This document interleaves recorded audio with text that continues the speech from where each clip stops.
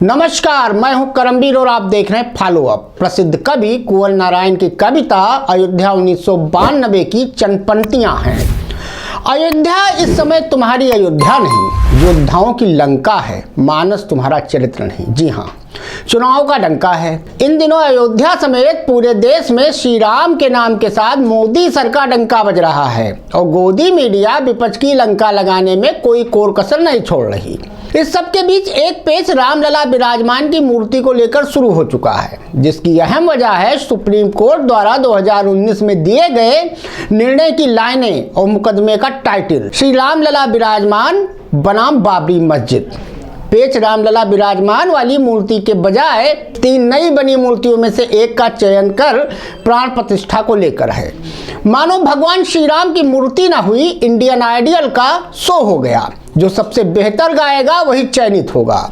वैसे भी भाजपा संघ जब भारत रत्न अटल जी की मृत्यु को इवेंट बना सकती है, तो राम को तो मोदी सर उंगली पकड़ कर ला ही रहे हैं। तो अब इसी को लेकर शंकराचार्यों के बाद रामलला के नाम मुकदमा दायर करने वाले निर्वाणी अखाड़े के महंत धर्मदास ने एक बड़ा ऐलान किया है। उनके इस ऐलान से ट्रस्ट की मुश्किलें बढ़ सकती हैं। रामलला के नाम मुकदमा दायर करने वाले निर्वाणी अखाड़े के महंत धर्मदास ने ऐलान किया है कि राम जन्मभूमि मुकदमे का फैसला जिस 70 साल से चली आ रही रामलला नाम की मूर्ति के हक में आया है, उसी मूर्ति की स्थापना गर्भगृह में होनी चाहिए। उसके अलावा किसी मूर्ति की स्थापना गर्भगृह में नहीं हो सकती, नहीं तो यह गैर कानूनी होगा और इसके खिलाफ वो मुकदमा करेंगे और बाहर भी संघर्ष होगा।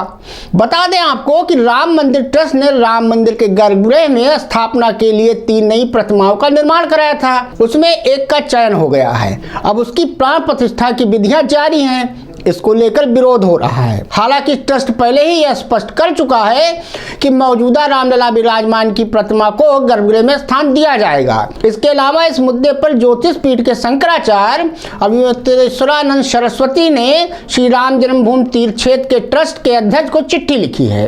अपनी चिट्ठी में उन्होंने यही मुद्दा उठाया है। शंकराचार्य ने चिट्ठी में लिखा कि बीते कल यानी 17 जनवरी 2024 को सायंकाल समाचार माध्यमों से ज्ञात हुआ कि रामलला की मूर्ति किसी स्थान विशेष से राम मंदिर परिसर में लाई गई है और उसी की प्रतिष्ठा निर्माणाधीन मंदिर के गर्भगृह में की जानी है। एक ट्रक भी दिखाया गया जिसमें वह मूर्ति लाई जा रही बताया गया। इससे यह अनुमान होता है कि नवनिर्मित श्री राम मंदिर में किसी नवीन मूर्ति की स्थापना की जाएगी, जबकि श्री रामलला विराजमान तो पहले से ही परिसर में विराजमान है।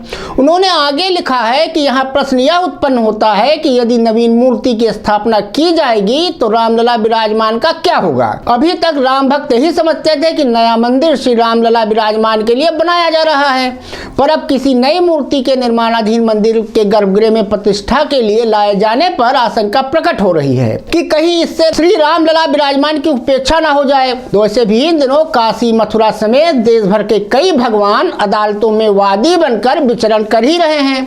ऐसे में अब अगर एक बार फिर रामलला कोर्ट की शरण में पहुंच जाए तो कोई ताजुब नहीं होगा। वैसे भी उन्हें अब तो कोर्ट कचहरी का दशकों का अनुभव तो हो ही चुका है। रही बात अपने मोदी सर के द्वारा राम को लाने वाले मामले की, तो वैसे भी मोदी सर के राम को लाने के किसी को क्या प्रॉब्लम हो सकती है।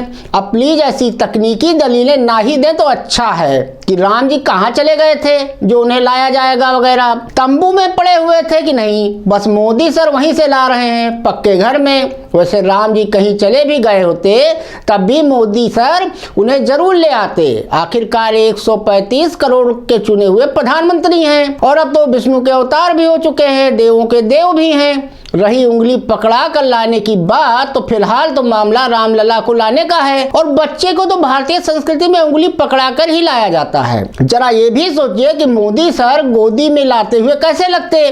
फिर पोस्टर में रामलला उंगली पकड़े तो दिखते हैं, मोदी जी की उंगली पकड़े ही दिखते हैं, पर इसका पता नहीं चलता कि उंगली पकड़ी गई है या पकड़ाई गई है। भगवान है कि अपनी मर्जी से भक्त की उंगली भी नहीं पकड़ सकते हैं। हाँ, भक्त भी तो मोदी जी जैसा मिलना चाहिए। अब तो आडवाणी जी ने भी कह दिया मोदी जी की उंगली पकड़ने के लिए भगवान ने तो मोदी सर को तभी चुन लिया था जब उन्होंने मोदी सर को अपने राम रथ का सारथी बनाया था। 34 साल बाद भगवान ने देखा कि तो उंगली को झट से पहचान लिया और कसकर पकड़ लिया घर ले चलने के लिए। रामलला को भी पता है कि उन्हें तीनों लोकों में मोदी सर से उपयुक्त उद्घाटन करता दूसरा नहीं मिलेगा। भगवान है कि अपनी मर्जी से भक्त की उंगली भी नहीं पकड़ सकते। हाँ, भक्त भी तो मोदी जी जैसा मिलना चाहिए। धन्यवाद।